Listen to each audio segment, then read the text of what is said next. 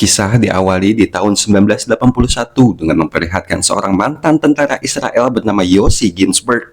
Saat itu, Yossi sedang menikmati hobi barunya selama beberapa tahun ini menjadi seorang traveler tapi bukan motovlogger.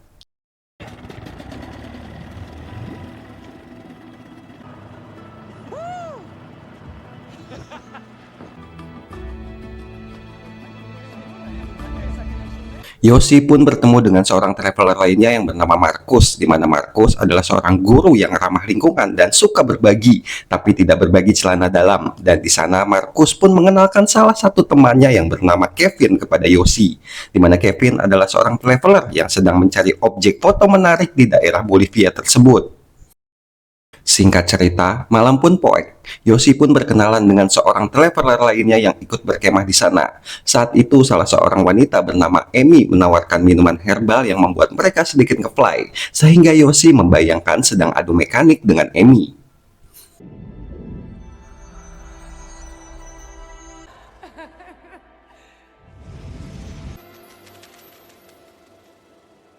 Di keesokan hari saat Yossi sedang menikmati sebuah pagelaran seni dari Bolivia, dia diikuti oleh seseorang yang bernama Carl, salah seorang petualang yang saat itu Carl menawarkan kepada Yossi untuk mengunjungi sebuah tempat di hutan Amazon dan melihat suku pedalaman yang bernama suku Tromonas yang Carl yakini memiliki harta karun bongkahan emas. Di mana Carl pun menunjukkan foto-fotonya saat menjelajahi tempat lain, sehingga Yossi pun tertarik untuk ikut merasakan sensasi petualangan barunya ke pedalaman hutan tersebut.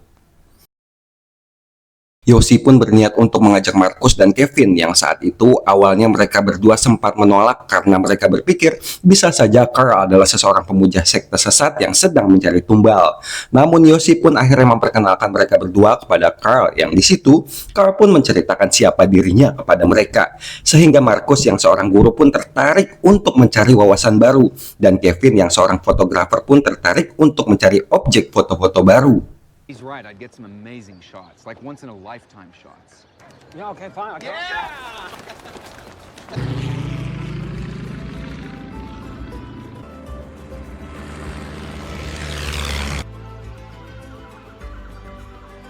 Singkat cerita, mereka berempat pun akhirnya mulai melakukan perjalanan ke dalam hutan Amazon tanpa bekal pengetahuan dasar dan melakukan pelatihan terlebih dahulu, di mana mereka akan melakukan perjalanan yang cukup panjang dan butuh waktu berhari-hari untuk bisa sampai di tempat suku Tromonas tersebut.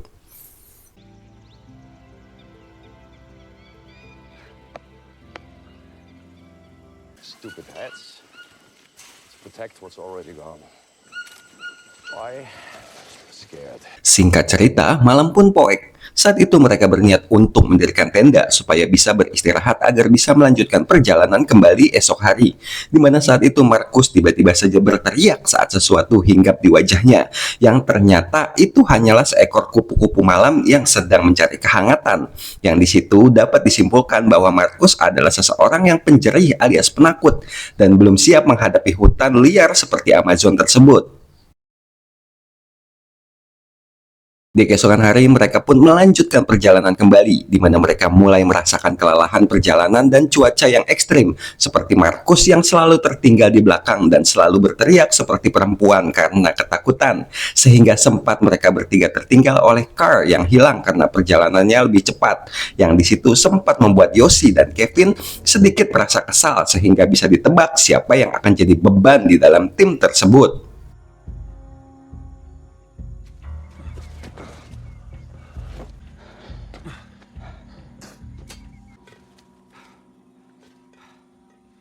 Carl! Marcus, we're not lost. You don't We're on know. a trail. Carl! The river is just down there. Carl! Tak lama mereka pun bertemu dengan seseorang warga desa suku Aryamas, di mana suku Aryamas tersebut lebih mengenal peradaban dari suku lainnya, dan saat yang bersamaan mereka pun akhirnya bisa kembali bertemu dengan Carl.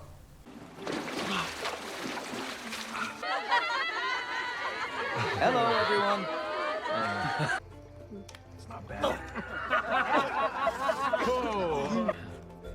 Let me help you there.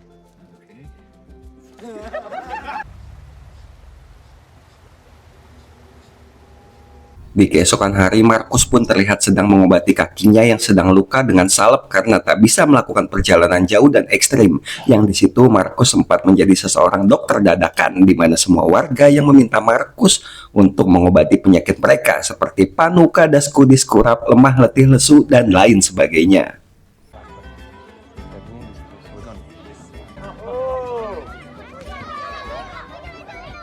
Setelah berpamitan dengan warga suku Arya Mas, mereka berempat pun melanjutkan perjalanan kembali, di mana saat mereka melewati sebuah sungai, mereka pun sempat mencari dan menemukan sebutir emas dan mungkin saja mitos tentang suku Tromonas bisa saja benar-benar ada.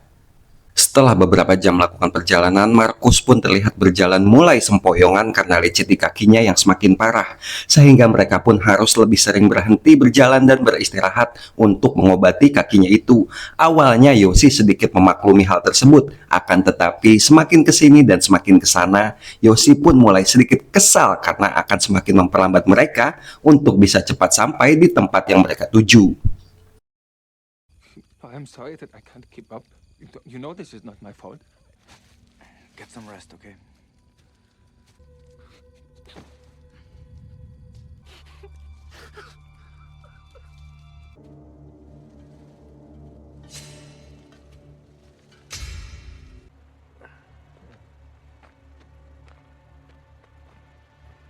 Hingga akhirnya mereka berempat pun sepakat untuk membuat sebuah rakit dari kayu dan melalui jalur sungai sebagai rute perjalanan mereka. Dan setelah selesai membuat rakit, mereka pun menaiki rakit tersebut, di mana arus sungai yang semakin besar membuat mereka sedikit berdebat, sehingga Carl yang meminta untuk segera menepi, yang membuat Yoshi pun mengikuti permintaan dari Carl untuk menepi dari sungai.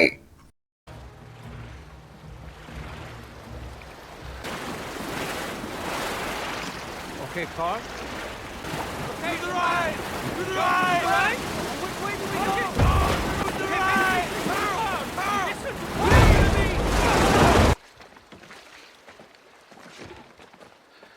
Di keesokan hari setelah beristirahat, Carl pun mengatakan akan menggunakan jalur darat untuk menghindari risiko yang lebih besar ketimbang menggunakan jalur sungai.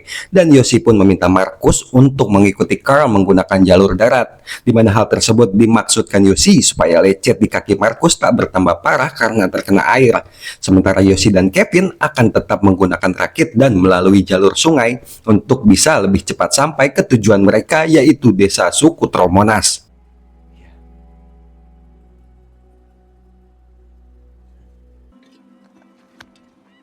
You're so full of shit. Hey, But the horse table make a big meal, huh?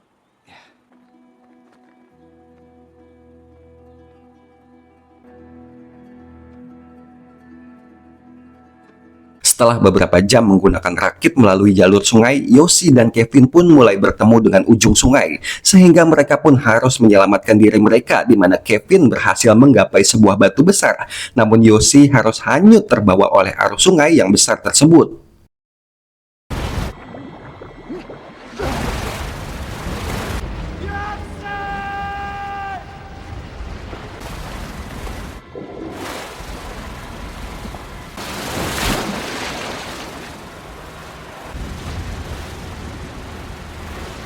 Hingga akhirnya Yoshi pun berhasil menggapai tepi sungai dan menaiki sebuah tebing. Namun disitulah kebingungan mulai terjadi tatkala Yoshi yang berada sangat jauh dari Kevin dan teman-temannya. Kevin! Kevin! Kevin! Kevin! Singkat cerita, setelah 6 hari perjalanan di dalam hutan dan tak menemukan warga desa yang bisa membantunya, Yoshi mulai merasakan rasa lapar yang amat sangat, sehingga saat ia melihat beberapa buah yang berada di atas pohon, Yoshi pun menaiki pohon tersebut. Yang alangkah terkejutnya Yoshi saat melihat seekor ular di atas pohon tersebut yang akan menyerangnya.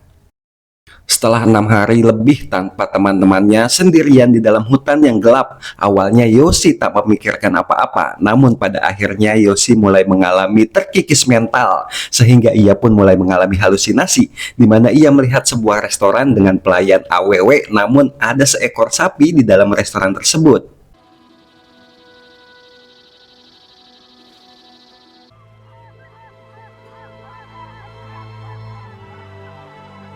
Di keesokan hari, Yoshi pun terbangun dari tidurnya, di mana dirinya dibuat cukup terkejut saat mendapati sebuah benjolan di kepalanya, yang entah dari mana, namun seperti ada sesuatu di dalam benjolan tersebut.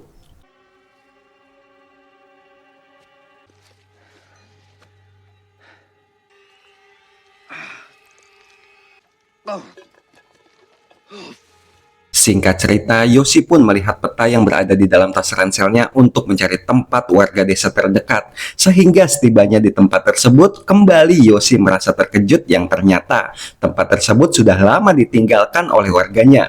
Yang padahal hanya desa tersebutlah satu-satunya tempat terdekat di dalam peta. Sehingga Yoshi pun mulai merasakan sedikit putus asa karena sudah semakin bingung untuk mencari tempat berteduh dan meminta makanan. Saat kembali melihat peta dan melihat desa yang terdekat darinya, namun rupanya satu-satunya desa yang berada selanjutnya tersebut sangatlah jauh dan membutuhkan waktu perjalanan berhari-hari. Yang di situ kaki Yoshi mulai mengalami lecet-lecet sama seperti Markus, sehingga Yoshi pun sedikit merasakan karma karena pernah menganggap Markus sebagai beban darinya.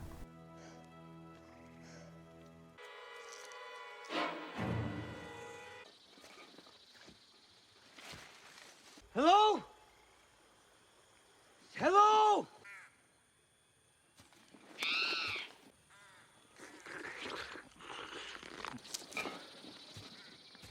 Di keesokan hari, Yoshi pun berusaha melanjutkan perjalanan kembali dengan hanya menggunakan peta yang seadanya, di mana ia yang saat itu sangat merasa lapar, stres, lelah, lemah, letih, lesu, dan baru menyadari jika ia sedari tadi hanya berputar-putar di tempat yang sama.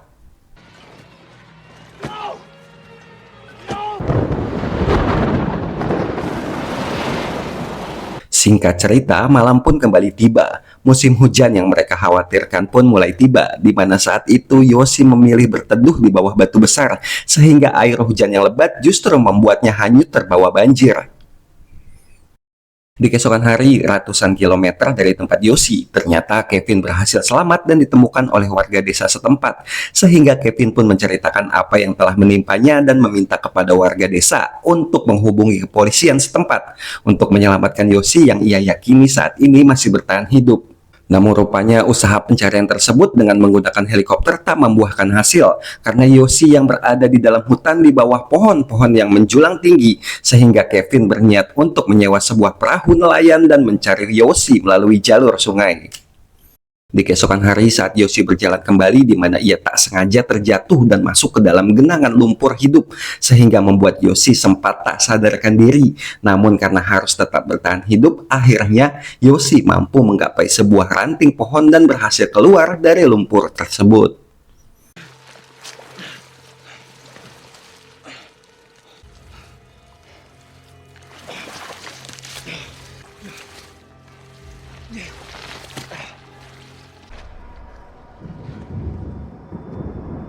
Di saat itulah Yoshi sempat mulai kehilangan akal sehatnya akibat rasa lapar dan lelah yang teramat sangat, di mana Yoshi malah membuka bajunya dan memilih untuk membiarkan semut-semut merah Amazon menggigiti dirinya.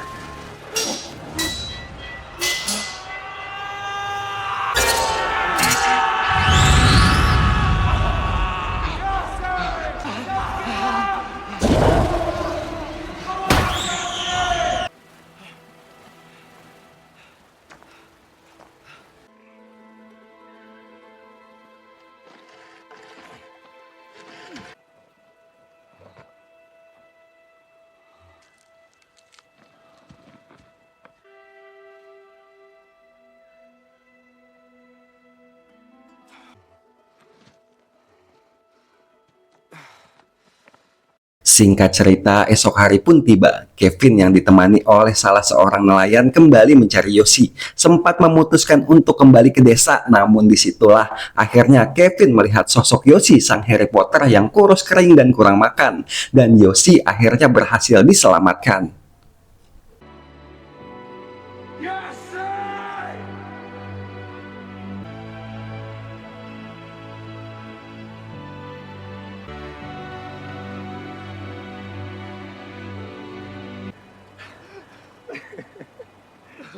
I told you I wouldn't leave you.